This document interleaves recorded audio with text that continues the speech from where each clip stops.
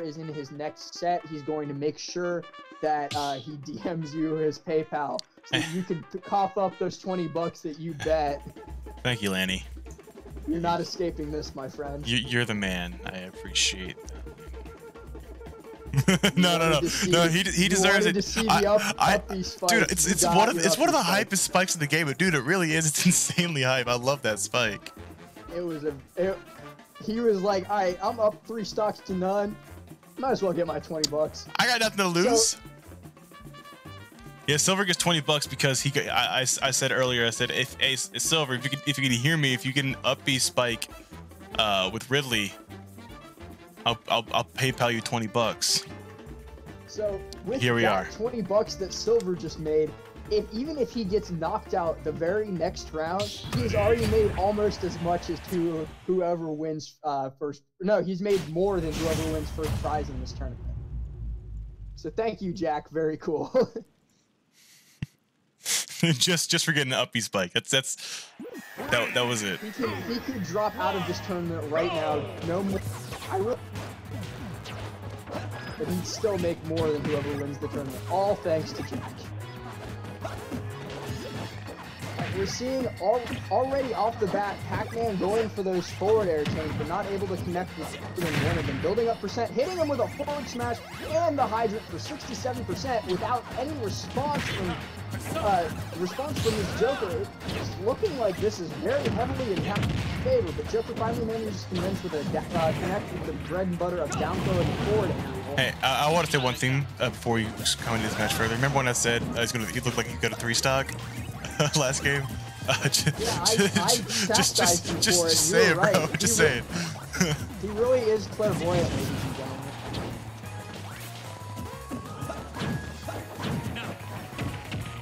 Joker losing Arsene before anything really gets to happen. He builds up some nice percent, brings it back to his advantage.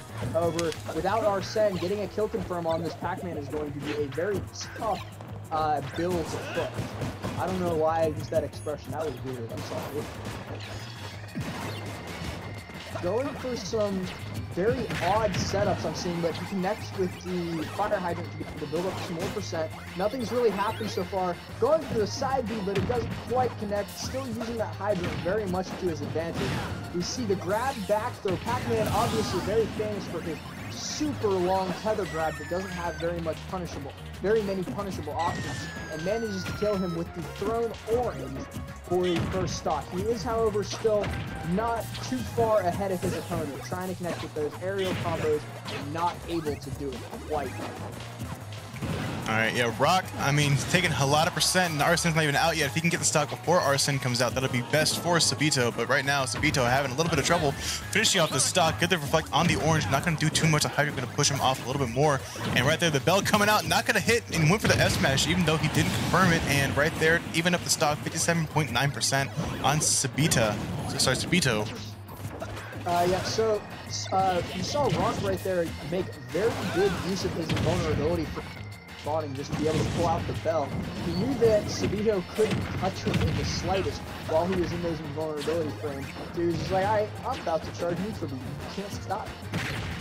Very good use of that, and we see him making, even though Sabito has brought back this disadvantage very fast despite how the game opened up, we're seeing Rocke definitely not giving up quite yet, still showing a very strong performance, making good use of Pac-Man's entire arsenal against this opponent.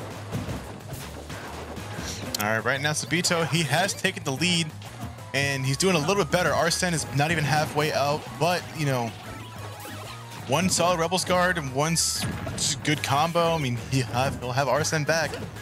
And gotta be. I would really like to see, knowing the Joker plays. Oh, never mind.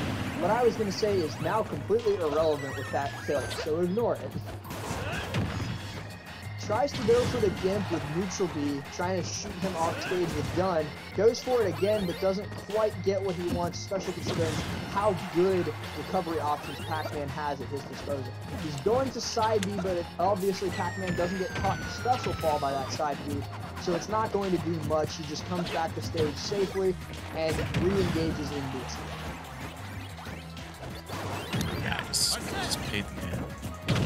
bucks. Paid the man. I just paid the man 20 bucks. Yeah, so Silver can attest. I just did it.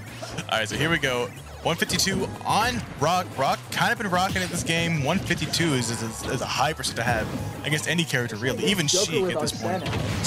And there's the back air, but Arsene, it's almost out. Look at that meter, it's draining real quick, and now Arsene is gone. Oop, there's the bell. Graphics joining the chat. Welcome. We're seeing Rocke make very good Pac-Man's and higher arc. See, oh, it bounces off the platform there. But it seems that our Sabito doesn't really have much of an answer against all the things that he's getting thrown at him. Because we haven't even seen Rebel's Guard come out once this game. No, not once. We're seeing Arsene just get charged up naturally, but even when Arsene is out, he's not even... Hey, there's the Rebel's Guard. He must have heard Yo, he's got stream on. Turn the stream on, bro. It's kind of cheating, bro. No, I'm kidding. It's all good. But right now, I mean, he finally pulled out the Rebel's Guard. He's gonna try to... he needs to reflect that bell and not run into it. By the bell. Arsene is almost out, but we have seen some... gets caught on the ledge. And this stage spike, but he's... make that back. He tried to just wait on the ledge for a bit too long with his invulnerability and ended up getting caught by the bell. There's not much he could have done there except maybe pop up. But with Pac-Man's insane grab rage, he's not going to be able to escape that. Oh, yo, he was going for some wacky stuff right there. I don't know if you saw that. He was trying to... going for the... Oh! What are you doing? Rocke! What? On to the next what? You know what? A win's a win, bro. You walk away from that sad. That's a win's a win, bro. A win's a win. Sabito just sitting in his chair going, "We take those, baby." Sabito's like, no, he's not saying baby. He's like, we take those. I guess. We do take those. I'm not sure what happened. Rocke was at 100% advantage, and he just side B's into the blast zone. What? I don't. What? Did mom just make dinner and he got called down and he has to go? Or? I'm looking at the chat. As Sabito said, you good? Rocke said, yeah. I just rolled my stick like a goof, lol. So, all right, he was just pressing buttons and he messed up. Rest in peace. You don't see those mistakes happen very often at the top of the play, but when they do, they're devastating. It's just one small mistake, your opponent will capitalize on it and not give you a chance to do anything whatsoever. So we saw Sabito just getting not bodied, but just held at bay that entire time, and then he manages to take the game by Rocke messing up and misinputting a side B and killing himself. What a way to end the game. All right, and here we go. Going into game number 2, Sabito taking game 1. Through an unfortunate event, but you know, like we said, we take those in game 2. We do indeed take those. This is Rocke's counter pick, so he was like, maybe I just want to play it by stage. I was bored of that game. I just wanted to end it, right? That was totally the thought process, right? Yeah, it just wasn't fun. You know, yeah, not having fun. Exactly. All right, here's some good damage. Out of shield grab right there. You don't see very many of those. Very good shield pressure. Yeah, no, so you have to time it perfectly if you want to get it. Yeah, you definitely don't see any grabs out of shield in this game. It's very slow, and just so many better options. But right there, it worked out in his favor a little bit. And 38% now on Rocke. Both players really just kind of pressuring at like very even percents, not doing. No player really has really taken a very heavy advantage yet. And right here, Sabito going for the F smash, not gonna happen just yet. Went for the bell. Not going to connect, and the F smash still not connecting. He's just throwing out moves and it's not able to be punished because Pac-Man really doesn't have any lag on his smash attacks, honestly. Doesn't have any lag in general. He's going to mistime the counter and get caught by the bell. What? Rocke, was that on purpose? Because if so, that's insane. Someone clip that. Wait, clip that. Yeah, wait, what? I've never, is that new tech? Pac-Man hard counter Joker? Wait a minute, what's go?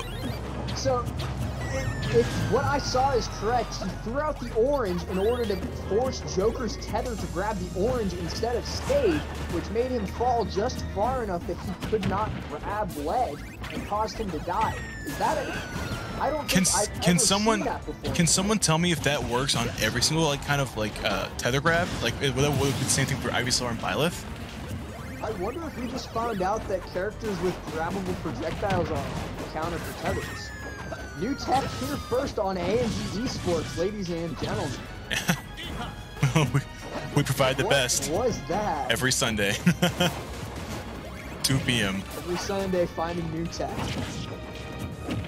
All right, here we go. There's the forward throw to get him off stage just a wee bit. Rocke. I mean, even after that nice stock, he's now finding himself a little bit behind. Sabito trying to just push his pressure, his lead a little bit more, try to finish off this tournament set right here because he wins. He wins the tournament. Game one to his advantage, and connecting with the back air off stage and making it right back easily with Arsene's recovery.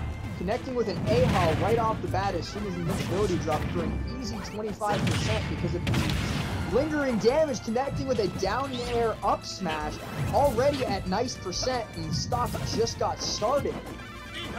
More than a full stock advantage. What is Rocke doing? What? Oh, going deep. I thought he was about to side B off stage again, and I was gonna be sad. But no, he's fine. He knows what he's doing. I think he's just trying to maybe try to take some time to think and like maybe try to find a way to get this back. We took like 30% in the process, so it wasn't really worth it. Trying to escape the ledge pressure that Sabito was applying, but not able to do it. Sabito connects with the forward smash, takes game one through an accident, but takes game two, showing that his skills are no joke. Unlucky event, as we see right there. Rocke SDing game one when he had the lead. Sabito taking it 2-0. Moving on to top 8. And we are in top 8. I believe all the only match that's left is in pool 8-2, and it's Benji versus someone else. There's also one match in A3 left. Let me check on that. That was that game. Oh, that was this game. Never mind. Yeah. So Benji and his opponent. Sorry, I don't know who it is yet. Benji lost 2-0 to the man. Lost 2-0 to the man, a Snake player, who was, again, we mentioned, seated very low in this tournament. Both players were really. Both players were both seated very low. One was 199, one was 194. And are they new to the Wi-Fi scene? Maybe. Hey, I mean, we're getting a lot more new Wi-Fi players because of the quarantine, and you know what? Kind of just making sense.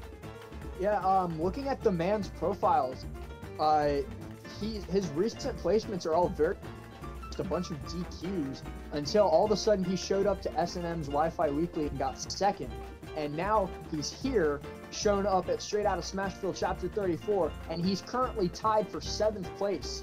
Which is just insane considering he's a player who never done anything like that. So I'm assuming he is just a LAN player who, with the quarantine, has decided to show up to the Wi-Fi scene and is playing his game. Lanny is informing me that he made top 96 in the quarantine series, which again, no mean feat considering that the quarantine series had like, what, 5,000 players in it? Some massive like that. I myself got knocked out pretty quickly. I finished in top 2,000 out of the 5,000. I believe Cytonix got knocked out at 24th. Sorry, Lanny was saying that Sabito was top 96 of the quarantine series. Right. Cytonix is I thought top 96 finished already for the quarantine series. Yeah, I think it ends today. The tournament ends today, I'm pretty sure. Oh, top 96 is 98 completed and 8 has started. So right now, Spargo and Tweak, Best Ness and Mr. E, Cola and someone else from Losers, and Sonics versus Benny and the Jets. All of those are very good players, very well known. However, I'm just surprised. There were a whole lot of upsets. For example, Rat, a 15-year-old player from Virginia, beating MK Leo, is a very unexpected turn of events. We've seen a lot of those things from such a big tournament. Up next on A&G Esports, we are going to be moving to top 8 of the Straight Outta Smashville game. And moving into we'll be moving into the top 8. So all qualifiers are done. We've already seen almost everyone who's already on here, and we'll be seeing some very good players in